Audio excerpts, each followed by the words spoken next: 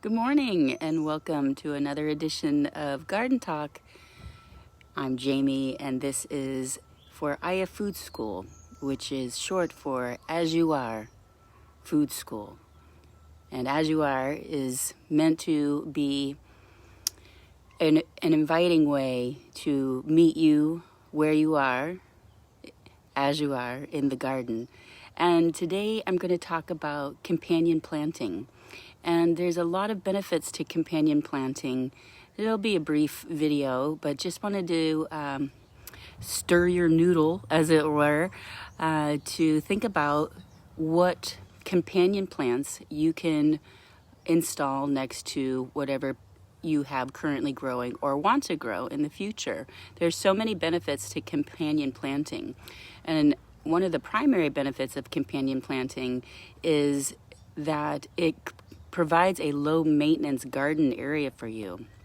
And in doing so, pardon me, it helps with weed suppression, it helps with water retention, it helps, companion planting helps with root growth, with top growth, it provides shade for like trellis plants, it provides shade for shade tolerant plants, which helps them grow better. It's, again, good for weed suppression. It's good for pest control, actually, which is another big benefit of companion planting. It improves the overall health of your plants, and it also boosts yields within your garden. So some things that, and I can today I'm only going to talk on a personal level as far as what I have going in my garden, but I do encourage you to do some research online in regards to specific crops, like something like rutabaga. I'm not planting rutabaga, nor do I plant rutabaga, as I don't really eat it much, and therefore I'm not completely keen on what the best companion plants are for such crop.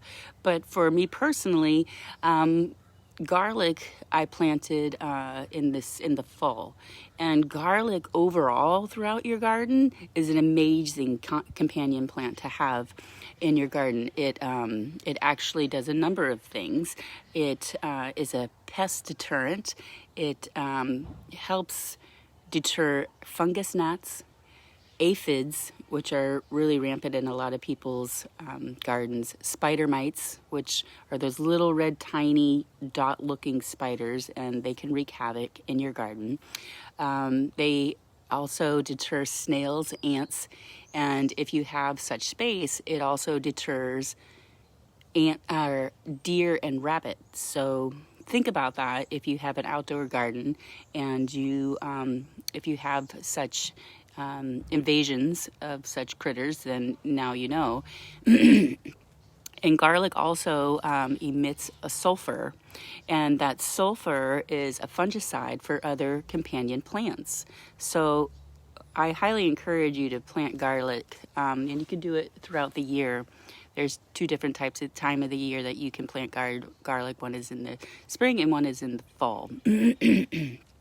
Some great companion plants with garlic are kale, beets, potatoes, onions, and broccoli, cauliflower, and peppers and tomatoes. So keep that in mind if you want a companion plant with any of those plants. Garlic is one of them, or vice versa.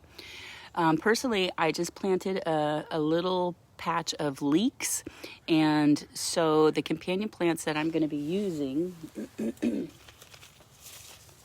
are some carrots. I got a different variety of carrots, so I'm going to direct sow carrots today with my leeks. And another thing you can put with leeks are broccoli and parsley is a great companion plant, are great companion plants for leeks.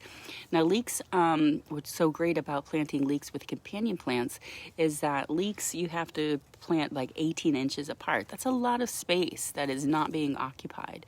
And companion plants can help you utilize as much space as you have in a efficient and abundant way. Again, the whole thing is helping you boost yields within your garden crop.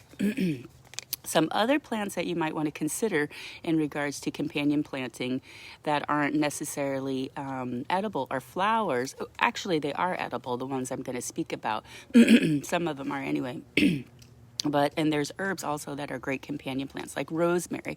Rosemary repels insects like cabbage flies and mosquitoes. So that's also really great to have around a deck if you have it in a container. So think about that. And geraniums actually repel cabbage worms. So if you have, cabbage or the brassicas family growing in your garden, think about putting geraniums around there to help prevent the cabbage worms. Petunias are very good for aphids. Pardon me. And aphids are quite the problem in most gardens, especially during the warmer months. They just breed, and they're asexual, so they don't stop breeding. They just keep breeding over and over again, and it can take out a lot of crops. So think about that. Petunias are good for aphid control. Same with nasturtium, which I have some nasturtium seeds that I'll be planting as well. Nasturtiums are also good for whitefly and cabbage looper as well.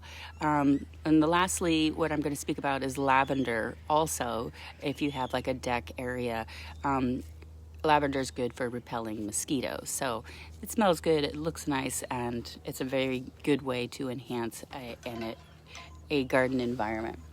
So let's go see what I have going on here. And as it was mentioned, I just planted some leeks. Now it doesn't look like much, but in this garden here, I put in some compost and some garden soil. And it smells like it. But throughout, oh, look at there. One of my little guys came out. So I'll just put that in there. These things happen. So there we go. Get our leeks back in there. But they're throughout the garden and very tiny and very fragile. So I will be checking on them often, daily for sure. And the thing is with this, I'm going to put in beets and carrots in between these rows. So this leek here and this leek here, that's a good 18 inches that I can put in a nice row or two of carrots or beets actually today. So that's pretty much the gist of it today. I hope you got inspired to think about some companion plants for your garden so that you can have an abundant yield. Oh, I'm just so excited. I want to show you my tomatoes. So I grew these from seed, and I'm really keen on the Roma style. So I have a couple of beefsteaks, some heart tomatoes, which I'm not exactly sure. I don't remember what those look like.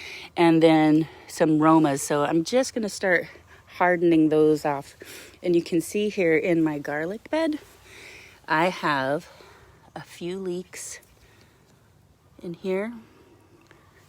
And there's also a couple of bunches of onions here. So I actually have more to plant than I actually have space for. So, there could be worse problems. Anyway, I hope that you're inspired to continue in your garden. It's a great time of the year to get in there and the northern hemisphere to take care of those cool crops. And my tomatoes, which is a warm crop, those will be going in May. For now, there are other things we can do, and some cool crops like kale and beets and carrots and all those things, leeks, onions, even potatoes. Those things can all start going in now. And so that's it. And thank you for joining me on another edition of Aya Food School. And we'll see you next time, where we meet you where you are, as you are in the garden. Thanks again. Ciao for now.